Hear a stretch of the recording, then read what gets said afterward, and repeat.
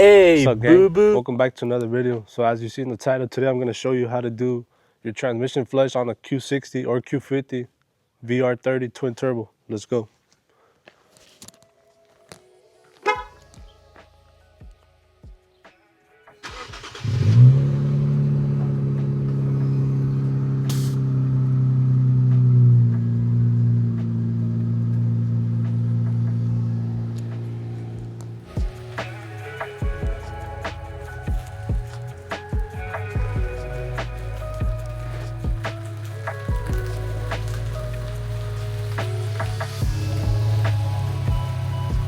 Alright, so before we start, I'm going to show you the things you're going to need. Obviously, you're going to need some Nissan automatic transmission fluid, but don't get confused. There's two bottles that look similar. One will say CVT. As you see, this one doesn't say CVT, but I actually do have the one that says CVT on me, and I almost put this in on accident until I actually looked up what I needed. So I ordered this kit off of Z1 Motorsports. It was under $100, which is pretty cool. It came with 6 cords.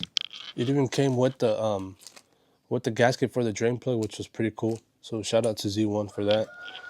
Besides that, you're gonna need a 19mm socket or a wrench, whatever works best for you. I have this, so I'm gonna use this. You're gonna need this adapter from Yem Tools. Here's a part number. I don't know if you can see that. You're gonna need this. I'll show you why. We actually need this to fill in the transmission fluid. So once we get to that step, I'll show you why you need this. But you also need some kind of generic just transmission fluid pump. This will drop in the bottle and you'll just pump this in. And then you're also gonna need a 10mm socket.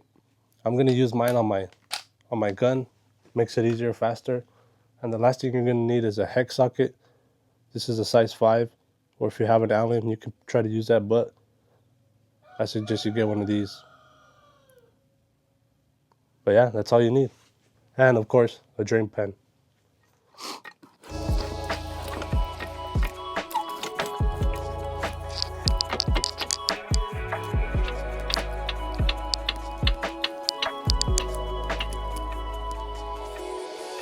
So in order to take this guy off, there's 2 bolts holding it, one right here and another right here, and back there. Let me show you guys. There's gonna be 2 more. You'll see them once you're underneath, but there's 2 more bolts that hold it. And once you take those things off, you can move this out of the way.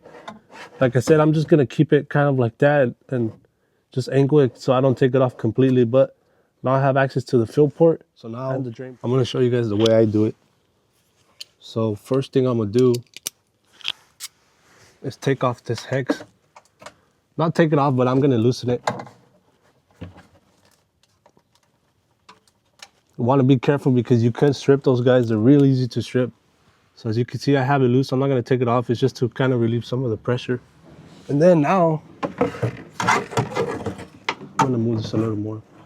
But now it gives me access to let this guy loose. So like I said, this is a 19.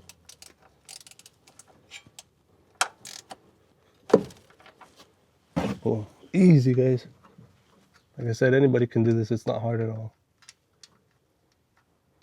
It's just not a lot of videos on it. But my fluid's not too dirty. My car only has 60,000 miles, so I don't really need it yet. But always beat your maintenance. That's the key. So I'm just gonna do a drain and fill. I'm not gonna do a whole flush like other guys usually do. But yeah, that's it, guys. So I'm gonna just let that drain and do its thing, and then once we're ready to put the fluid, we'll get back into it. All right, guys, so while that fluid is draining, this is the actual drain plug. Let it focus. So this is the actual drain plug. I have the fluid draining, as you guys saw. I actually just changed the gasket last time I did the service, which is not that long ago, so I'm gonna go ahead and leave it alone. It's not leaking or anything, so really no need for me to do it. But if you are gonna change it, obviously just pop this off with the little flathead or little knife, something. Just pop it off, it'll come right off, and then obviously this guy just slips right on. But yeah, obviously this will go all the way down. It's just I'm not gonna do it, so really no need.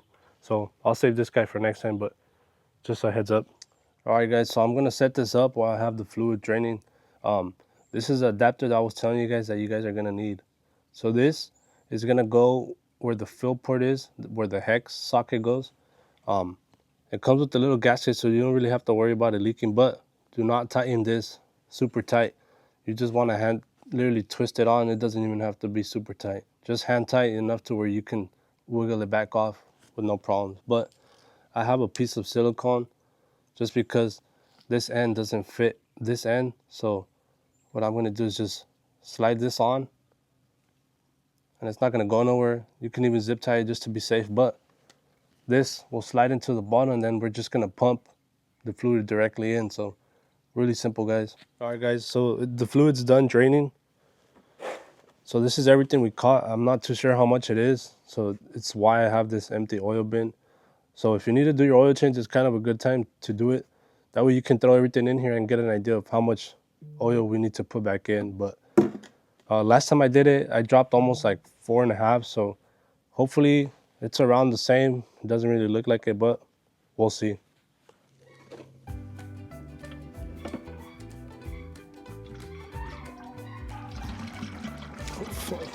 Don't do that.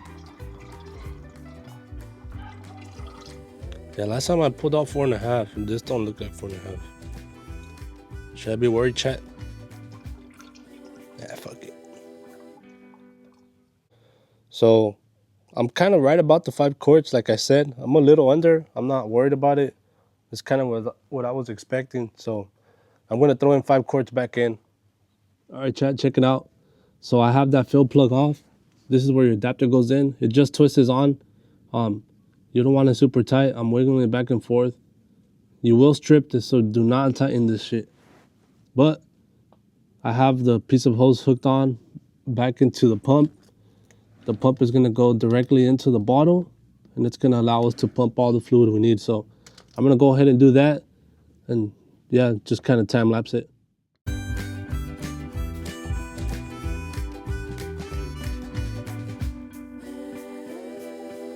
Alright guys, so I've done pumping in the 5 quarts of fluid. So now I'm going to loosen this, but I'm going to have to be careful because obviously fluid is full. There's fluid in there now, so it's going to drip as soon as you take this off. So you kind of got to be quick with it. I'm going to put the camera down just because it's going to be hard to record at the same time. But yeah, so I'm going to take this off and put the fill port back in. And then bolt up this cover and we're pretty much done. So yeah, guys, so I have all the fluid in. Obviously, I have the car down. So the last step that I usually do is I'll hop back in the car. I'm going to turn it on.